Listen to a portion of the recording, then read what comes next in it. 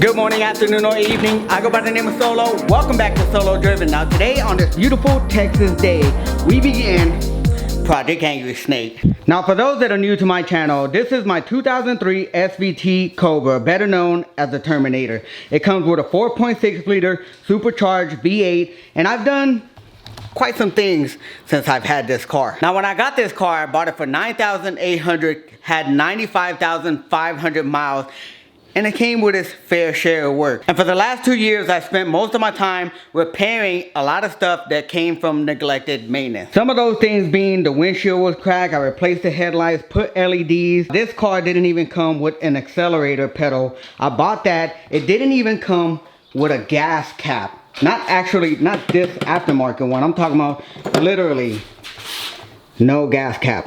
What do you think about that? Now, some of the things that I have upgraded with the car: heat exchanger, we did a Ron Davis aftermarket radiator, intake, headers, and catback exhaust, along with upgraded brakes and also brand new tires. The NT555 G2s up front and the Mickey Thompson's Street R tires in the back. We've also added a lot of carbon fiber pieces in the trim right here on the door panel, the door handle, the center console, and also the shifter bezel. And one of my pride and joys is this steering wheel, custom steering wheel that everyone always asks me about. So those are just some things that we have added to the car and repaired over time, not including a whole bunch of, actually fully built rear differential, staying lights, side markers, McLeod RXT clutch, and we've also repaired a whole bunch of oil leaks on this car. So now this car is officially ready for 700 horsepower, and we begin today.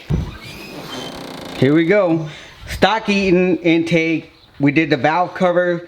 We upgraded the overflow coolant tank, and also I forgot to touch that we did change the heat extractor. So with that being said, today we're gonna attack some cooling mods. I know that I just said that I added a heat exchanger and also a radiator, but we're gonna be upgrading from the Fluidyne heat exchanger. So without further ado, let's get started.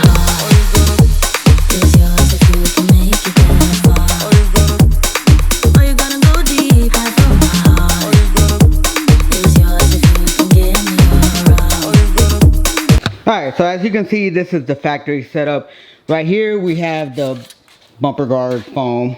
We're going to be getting rid of that, and also this crash bar right here. This is the factory crash bar, in which we're going to get rid of today and replace it with a tubular crash bar. And also this is getting deleted. This is the Fluidyne dual pass heat exchanger. We're going to be taking it off and replacing it with a much nicer one. So let's go ahead and get this stuff off, and I'll show you all the new stuff.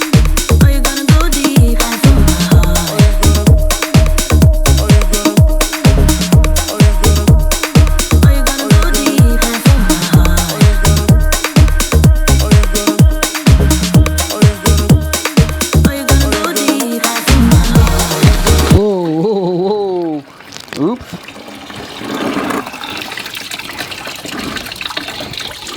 Yeah. We're off to making a mess already.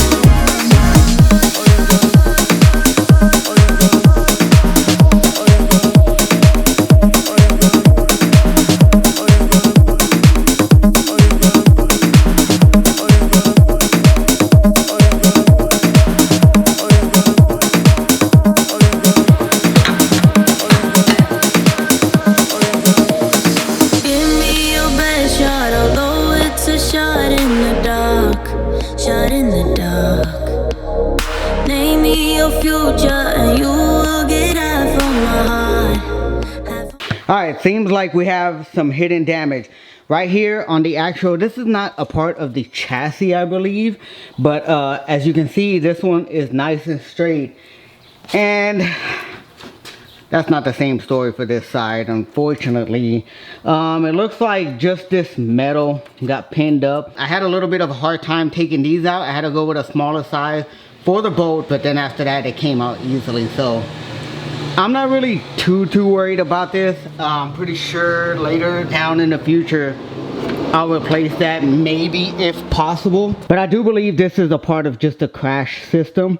So I think that you can take this off and remove it and replace this. So yeah, I'm not really too worried about it. Let's go ahead and show you the new stuff. All right, so out with the old, in with the new.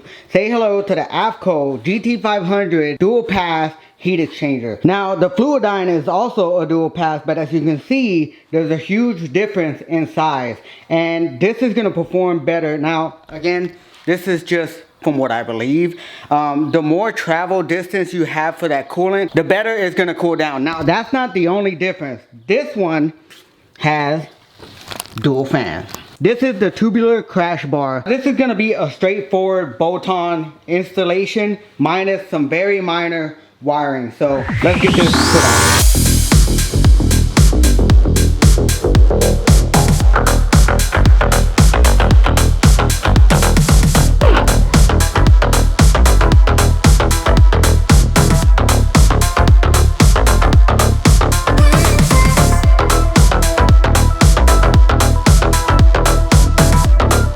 Alright, we have it mounted up. Not everything is bolted down. All I'm going to do is run these wires through here, and I'm going to tap this in to maybe the frame. I'm not really too sure. All I have to do is secure this. I can zip tie it whatever I want if I don't want to drill a hole. I'm going to bring these wires right here all the way through and run those right there to that power.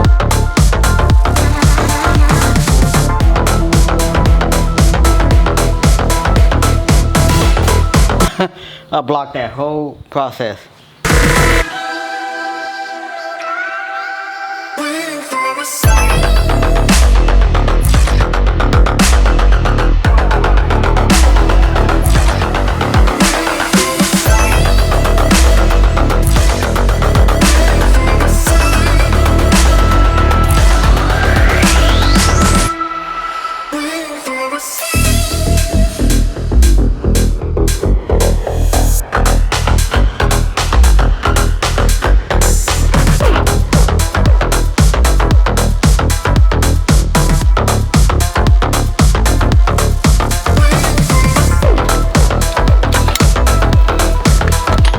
So as you can see, we have more drive pulleys now. I have some parts in the way, and some of those parts include this belt. This belt is almost 20 years old, and as you can see, yeah, it's already cracking. So it's a good idea to change it while I'm here. And also, I do think I should replace the water pump, so I think I'm gonna do that once I get the blower off. So yeah, we're gonna go ahead and hold off on putting the new pulley bridge on until we get all that stuff, and also clean all this up very nicely. New crankshaft pulley coming soon. All right, so everything has been installed, and also we got everything wired up. I just kind of tucked everything. I was gonna remove the bracket for the old water pump, but I kind of decided to tuck everything in there real nicely, and we went ahead and wired everything up. This right here is for the water pump wiring. This is gonna go all the way up to the other wiring for the heat exchanger. We have everything all nice and tucked in right here, and it leads to the fuse box that I screwed onto the bolt on the side. So yeah, everyone knows that I do not like doing any type of electrical work, so this was fairly simple, and I was able to tuck it in, you know, kind of okay. I may do a better wire tuck job later on. So everything, of course, we're not going to be able to test this right now. Once we get everything installed, then we can bleed the system and make sure that there are no leaks and all this works properly.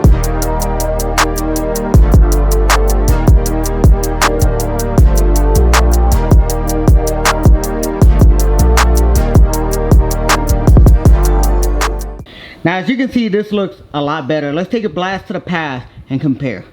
So as you can see, this is the factory crash bar along with the aftermarket heat exchanger that utilizes the factory brackets. Now even though this doesn't look bad, I would argue that the new setup looks much better. So let's go ahead and go back to the new setup. So yeah guys, it looks so good. I'm completely happy with it. Cleaned it up over here on top. Gave it a quick little polish. I didn't want to go too hard on it because I don't want it to be like, turn out like the exhaust obviously. I want it to still be kind of dull. And I think that's gonna look really good. I'm not gonna paint it black obviously. So I think it looks really good. Y'all gotta let me know in the comment section below what you think of the new heat exchanger. And we are done with day 1 of Project Angry Snake.